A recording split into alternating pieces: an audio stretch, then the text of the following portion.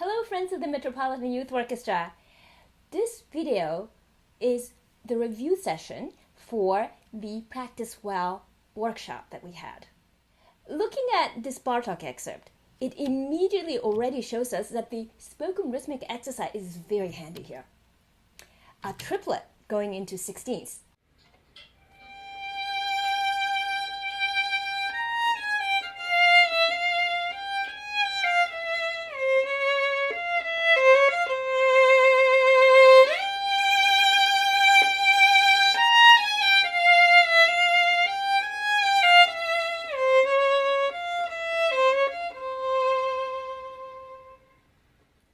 What we'll be talking about in this excerpt today, however, is about sound, and in particular about vibrato.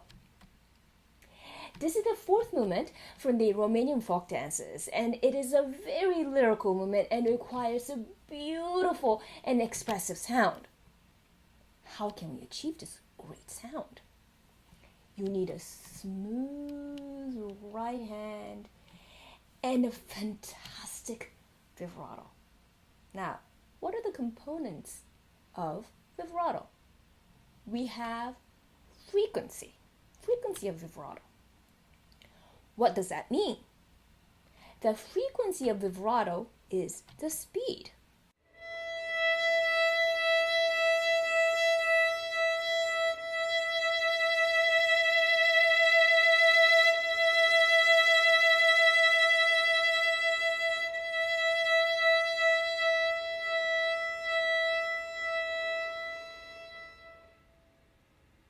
There's also width of the vibrato. That is to say how wide or narrow the vibrato is.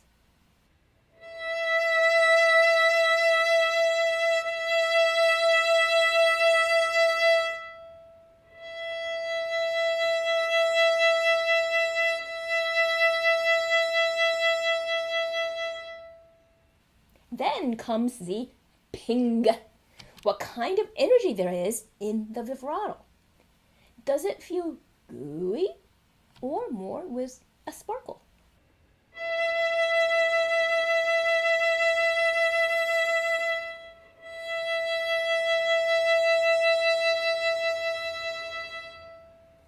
The vibrato can originate predominantly from various parts of the arm. Sometimes the motion comes predominantly from the arm, sometimes from the wrist. It could also predominantly originate from the fingers. There are also countless combinations of the various elements of vibrato, making our possibilities endless in being able to have many different kinds of vibrato. What are some of the general good policies with vibrato? Number 1, practice your vibrato. Number 2, vibrate consistently. And pay attention for that consistency, especially when you have changing notes, shifting, changing of the bow, and string crossings. And always vibrate unless otherwise so decided. So unless you specifically decide, especially in the single passage, that you're not going to vibrate, then you should vibrate. I'm not saying that you have to vibrate all the time, but when not to vibrate must be a conscious decision, not the decision that happens just because or by default. So how do we achieve this star quality vibrato? Getting consistent vibrato is extremely difficult, and it is something one must practice every day. Here's one of the ways I practice it. With a metronome set at 66, I practice from slow to fast. I take 8 bars per bow. I always start this exercise in the third position, starting with the second finger on the A string, then the third finger, the fourth finger, then the first. Remember that in strings, we always vibrate downwards.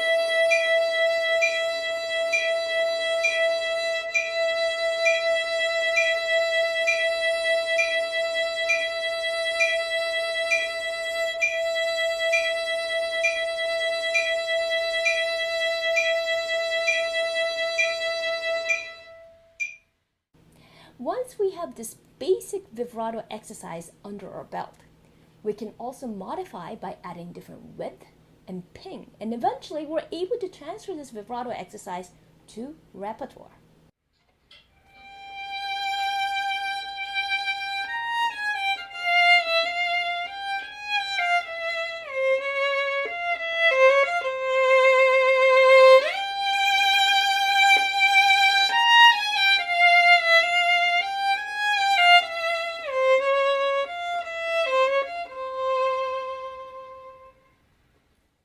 Let's go on now to the next excerpt from Meyerbeer's opera, The Prophet.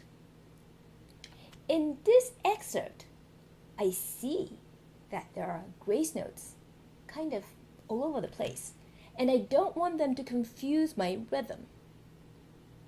I therefore practice it first by taking away the grace notes and to understand the basic musical shape.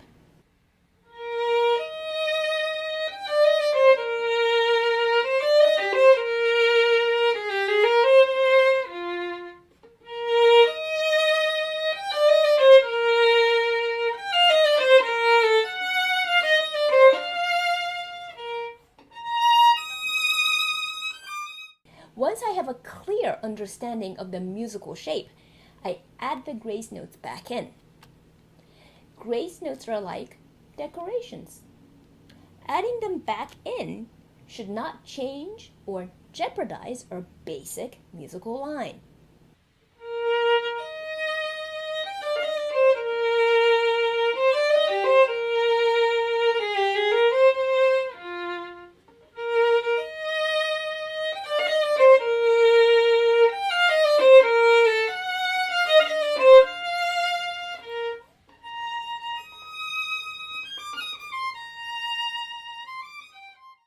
Another thing I notice is this challenge of being able to find this note every single time.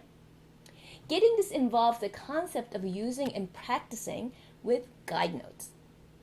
A guide note is an unwritten note that helps us getting from an old to a new position. A guide note is necessary in all shifts that involve at least 2 fingers. So, according to my fingering, I have to find this B flat on the 6th position. What would be the pitch for my first finger on the 6th position? That would be a G. And this is my guide note. For all passages with challenging shifts, I always practice first with the guide note. Once I have secured that shifting with the guide note, I will then not actually play the guide note, though I still make sure that my first finger goes to the correct place, onto the G.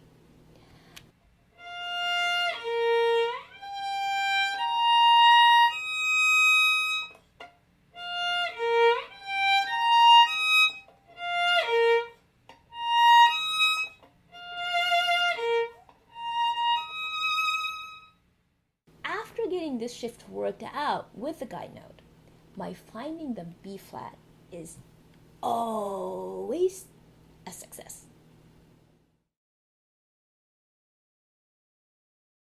Hello, my name is Michael Kaufman. I'm a cellist in the LA Opera Orchestra, and I'm also a member of the cello quintet Sakura. When you get to measure 198, character changes pretty substantially here. It's really important that we hear that this is still in 3. It's very easy for this to sound like it's in 2. Like at 202, for instance.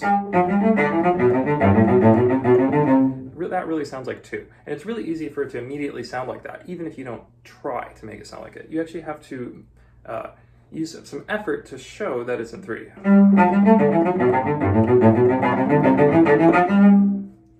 And you can still hear how it almost sounds like it's in 2, even when I'm trying to accentuate that it's in 3. So this is really important. The other thing I wanted to say is when you're practicing with a metronome, you might want to consider not just putting it on 1 bar. Maybe think of putting it on 2 bars. So what did we say? This tempo is 96. So maybe you could just put it, maybe clicking on every other bar. 1, 2, 1, 2, 1. So like that way that you can feel there's a heavy bar and a light bar. And that also really helps to feel the phrasing the way that I think it's intended. Good luck, and hope this is helpful for you all.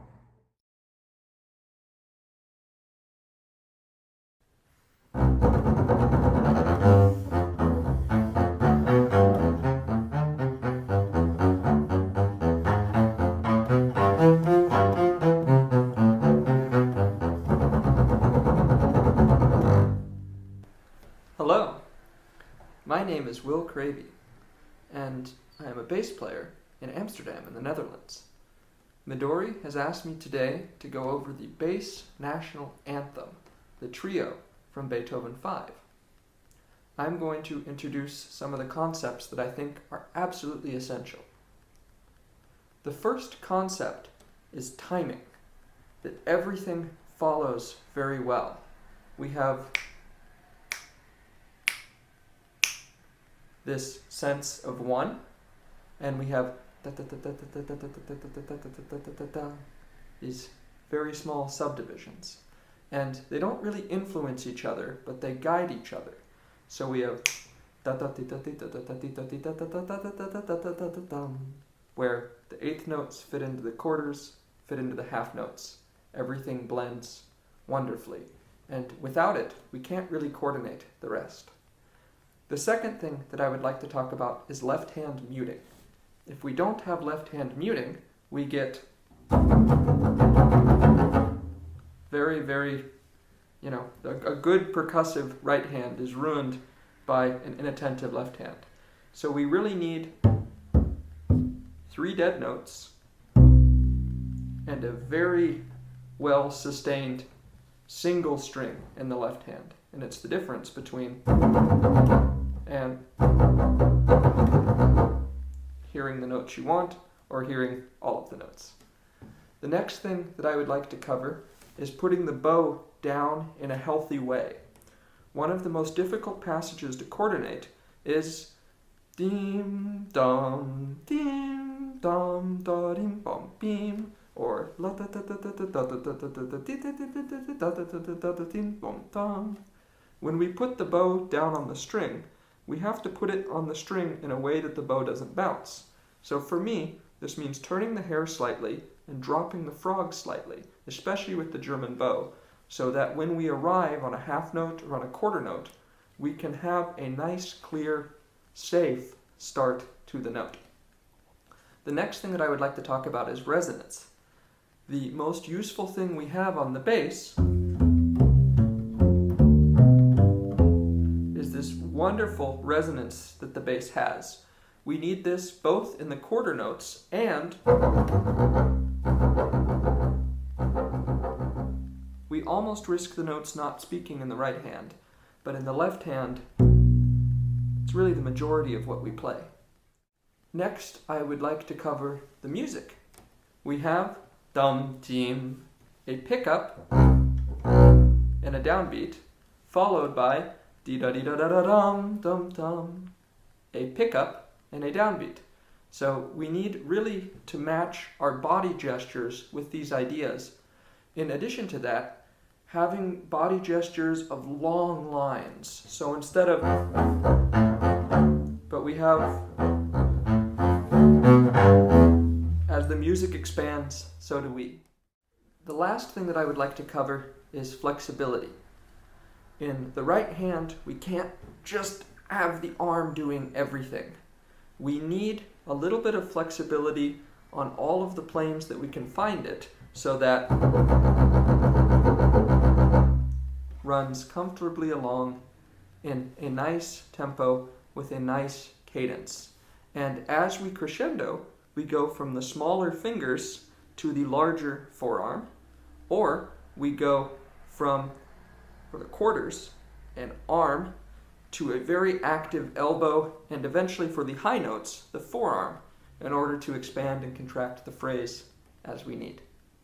Thank you so much. This is such a lovely piece.